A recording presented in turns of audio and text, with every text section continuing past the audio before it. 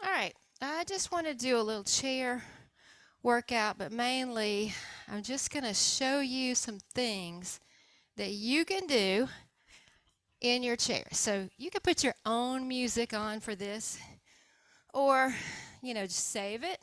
And when you're watching TV, you could do some of these things. So I like these stretchy bands, exercise bands. You can invest all kinds of money in these things. But I bought a bag of these from Amazon, like $7.99, I think, maybe $10. And there are different weights in there. This is the heavy one, but it goes all the way down to extra light, I think, and up to extra heavy. And I'm just going to have my 2-pound weights here and my 5-pound um, med ball. Mine went blank there for a minute. So if you don't have a med ball, you can use a 5-pound weight, or maybe 5 pounds too much, go down to 3, whatever you need. You can use soup cans.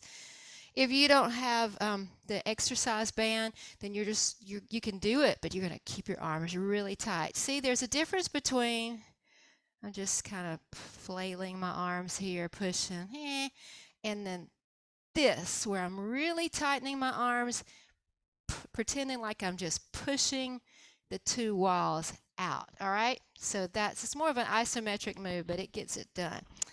So after you've warmed up, you can even put on some music, just a couple of minutes, march in your chair, do some kicks, do some things to warm up your core, some twisting, make it fun. If you can do this, also incorporate some standing up and sitting down. Get a number in your head of how many you want to try to do. You could even have something here to hold on to. And then build from there, and you're going to build some strength in those quads and the glutes, the core, everything, and it's going to help you be more functional in your daily life. So let's just start with a couple of things. Just these light hand weights I love, because if you're just in your chair and you're marching, you can add this. That's going to get your heart rate up just a little more, and it's going to work your arms. And also, you may not feel it, but you're using your core because you've got this resistance. And I'm sitting up nice and tall. Sometimes I think it's better to use a big comfy chair.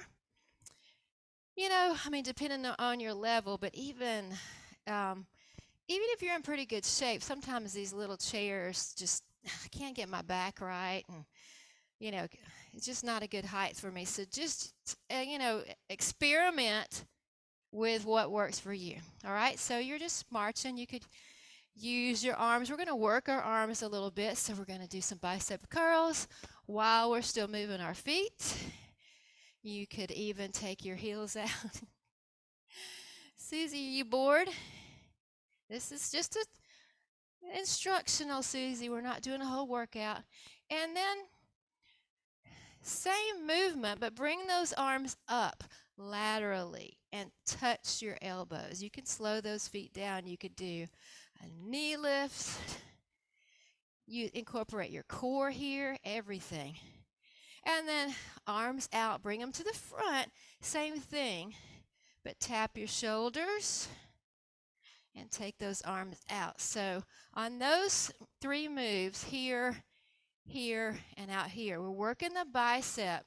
That's that front muscle. But also when you take your arms out straight, then you're also getting some shoulder action. I love a move that I can work more than one muscle at a time because I can get through faster. So that's some arm stuff with the weights.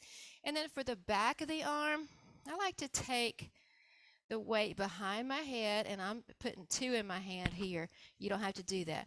And then reach around with the other hand or in the front, pull that arm right by your ear, and just drop the weights and lift.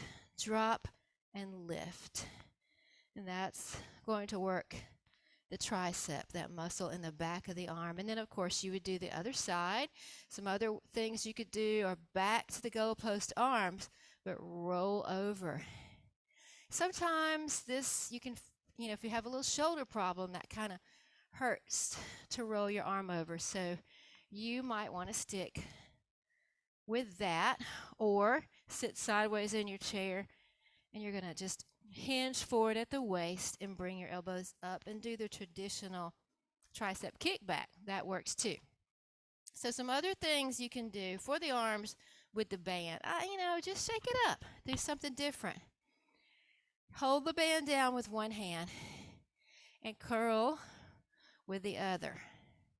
That's going to give you a good bicep move right there. And then just swap like that. You could even wrap that band around your foot. You're going to lean down, put your elbow right in the inside of your knee, and bring that hand up and down, up and down, up and down. And of course, same thing on the other side. Good shoulder move would be to put that band in your hands, pressing your palms out, push out and in, out and in. Little pulses are good. You could bring one hand in and then press out with the other. Change sides like you're shooting a bow and arrow, kind of. Push out. That's good arm work right there. And then, of course, I love this for the legs.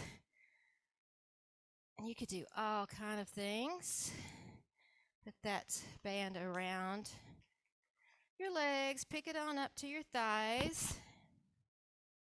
Now, one bad thing about these cheaper bands is they do kind of roll up. And I've noticed those nice thick ones that have a different maybe cloth outside or something, they don't do that. So you could do things like bringing one leg out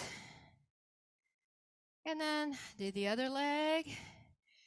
Work, get a number in your head, and next time try to add more. You can take both legs out. You're working the inner thighs here.